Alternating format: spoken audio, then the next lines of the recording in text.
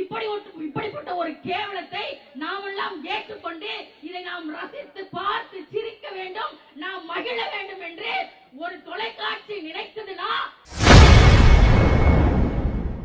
Big pass நிகழ்ச்சியை எதிர்த்து தமிழக வாழ்வுரிமை கட்சி சார்பில் நடைபெற்ற ஆர்ப்பாட்டத்தில் பேசிய பெண் நிர்வாகி ஒருவர் பிக் பாஸ் போட்டியாளர்களின் செயல்களை கடுமையாக கண்டித்துள்ளார். நான் ஒரு பெண்ணாக இருந்து கொண்டு கேள்வி கேட்கிறேன், நீலாம் ஒரு பெண்ணா? நீ ஒரு பெண்ணா?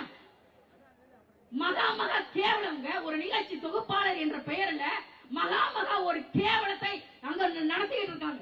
இப்படிப்பட்ட ஒரு கேவலத்தை நாம் எல்லாம் ஏற்றுக்கொண்டு இதை நாம் ரசித்து பார்த்து சிரிக்க வேண்டும், நாம் மகிழ வேண்டும் என்று ஒரு தொலைக்காட்சி நினைத்ததுனா என் மான தமிழர்கள் அவ்வளவு பெரிய ஒரு கேவலமான சிந்தனை உடையவனா, கேவலமான ஒரு பண்பாட்டிற்கு சொந்தக்காரனா என்றுதான் நாம் நினைக்க வேண்டியது இருக்குது.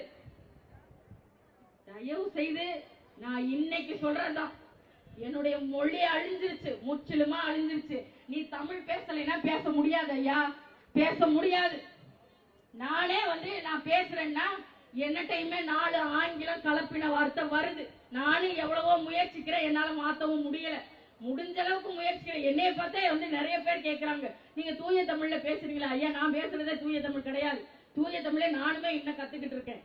எத்தனை பேருங்கய்யா வாழ்த்துக்கள் போடுறீங்கல்ல, அதுல அந்த இக்கு வருமானு என்னைக்காவது சிந்தனை பண்ணிருக்கீங்களா? அது தவறான வார்த்தை. வாழ்த்துகள் அப்படின்னு தான் வரணும். வாழ்த்துக்கள் அது தவறான வார்த்தை. மெய்யெழுத்து வராது, இக்கு வராது. செய்திகளை உள்ளது உள்ளபடி தெரிந்து கொள்ள ரெஃப்ளெக்ட் நியூஸை சப்ஸ்கிரைப் பண்ணுங்க.